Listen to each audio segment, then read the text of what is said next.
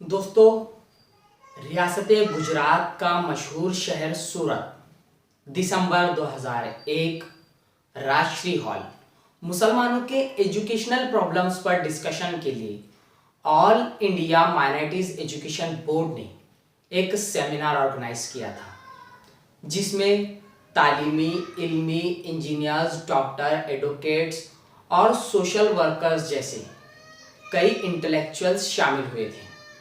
इसके बाद पुलिस की कार्रवाई हुई और इल्ज़ाम धरा गया कि ये तमाम लोग गैर कानूनी सरगर्मियों को बढ़ावा देने और ममनू सीमी के एक्सपांशन के लिए जमा हुए हैं। तकरीबन 11 महीने तक जेल में रहने के बाद गुजरात हाई कोर्ट से जमानत मिली। उसके बाद अब 20 साल बाद इन तमाम 127 इंटेलेक्चुअल्स को कोर्ट ने बाइज्जत बरी कर दिया है। इस फैसले के बाद जहां इन तमाम अफराद के अहले खाना बेहद खुश है, वही ये केस कई सवालात को जन्म देता है। Chief judicial magistrate A.N. Dave ने इस पूरे केस की और पुलिस की तफ्तीश की बखियों-देड़ दिए हैं। उन्होंने कहा कि पुलिस ने इन तमाम अफराद पर संगीन दफात आयद की हैं, जबकि इतने लंबे अरसे में पुलिस एक ऐसा सबूत पेश नहीं कर पाई जिस पर एतमाद या इत्मीनान किया जा सके। इसके अलावा अदालत ने अपने तबसरे में पुलिस को सख्त फटकार लगाई और कहा कि इनमें से कोई भी ऑर्गेनाइज्ड क्रिमिनल एक्टिविटीज में शामिल नहीं था। इसके बावजूद भी उन पर इतनी सख्त दफात आई। मीडिया में इस पर कई तबसरे आए, कई सवालात उठाए गए, जैसे कईयों को अपनी नौकरी से हाथ धोना पड़ा, बहुत सारे लोगों के कारोबार तहस नहस हो गए, चंद एक के रिश्ते टूट गए। इसके अलावा मुसलसल 20 बरस का वो मेंटल हरेसमेंट, कोर्ट के चक्कर, तारीख पे तारीख, वकीलों की फीस और न जाने क्या क्या। इस सिलसिले में ज़ियाउद्दीन सिद्दीकी का जो बयान इस वक्त गर्दिश कर रहा है, उसकी अहमियत से भी इनकार नहीं किया जा सकता। बिस्मिल्लाहिर्रहमानिर्रहीम। मेरा नाम ज़ियाउद्दीन सिद्दीकी है। हम लोग आज यहाँ पर केस के सिलसिले में जमा हुए थे। सबको निर्दोष कोर्ट ने डिक्लेयर कर दिया है।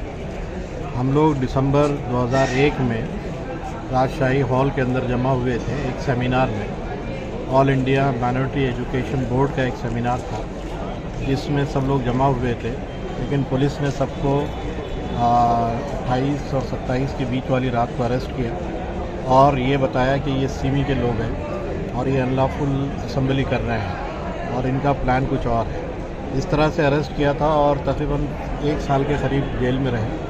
लेकिन ये प्रोसेस 20 साल तक चलने के बाद आज जो एंड को पहुंचा है, तो हम इस पर अल्लाह का शुक्र अदा करते हैं। दूसरी बात यह है कि इसके बाद हम एक दूसरा क्वेश्चन पुट अप करना चाहते हैं सिस्टम पे। जो सिस्टम जिन्होंने कंप्लेन की थी वही हमारे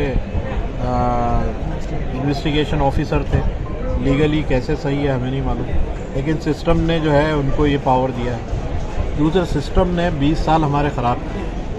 इस सिस्टम ने 20 साल हमारे कैसे ख़राब किए? हमारी बीवी, बच्चे, हमारे कारोबार, हमारे जॉब्स, इतनी प्रॉब्लम्स जो फेस करनी पड़ी, कितने लोगों को जॉबलेस होना पड़ा, कितनों के कारोबार ख़राब हुए, 1-1 साल तक जेल में रहना पड़ा, हर महीने यहाँ आकर हज़ारों रुपया खर्च करना पड़ा, वकीलों की फ़ीस, ये सारे मामला।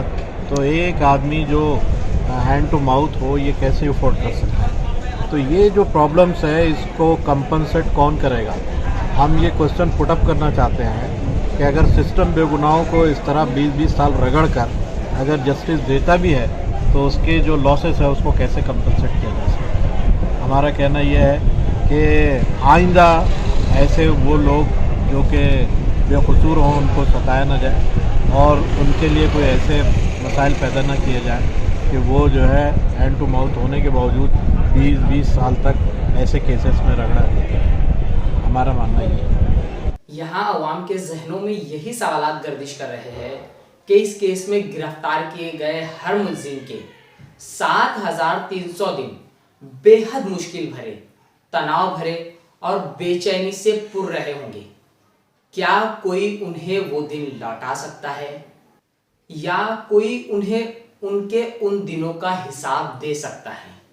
यूएपीए लगाने से पहले क्या इस चीज का कंफर्मेशन जरूरी नहीं है कि कोई ऑर्गेनाइज्ड क्राइम में मुलविस है या नहीं? कंप्लेनी अज खुद इन्वेस्टिगेशन ऑफिसर बनने के बाद क्या सही तरीके से इंसाफ दे सकता है? इस सिलसिले में 86 साल बुजुर्ग अतुर रहमान वजदी, जो खुद इस केस में मुलजिम थे, मीडिया से एक पैगाम नुमा बयान दिया कि अगर पुलिस अपनी ताकत का गलत इस्तेमाल करके किसी के 20 साल इस तरह बर्बाद कर देगी तो इससे मुल्क और समाज को बहुत गलत पैगाम मिलेगा। खैर, जो भी हो, अदालतों में अब इंसाफ जिंदा है। देर सवेर से ही सही, दूध का दूध पानी का पानी होकर रहता है। खैर, आपको ये एपिसोड कैसा लगा हमें अपनी राय कमेंट सेक्शन में ज़रूर बताएं। इस वीडियो को लाइक करें, शेयर करें और चैनल को सब्सक्राइब करना ना भूलें। शुक्रिया।